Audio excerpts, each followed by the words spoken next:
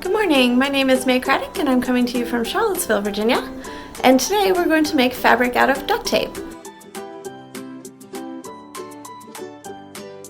So you can make almost anything that you'd like today: wallets, purses. We're going to have a little video about how to make a hair bow out of it, but really anything that you can make using scissors, duct tape, and any kind of rubber band is fair game.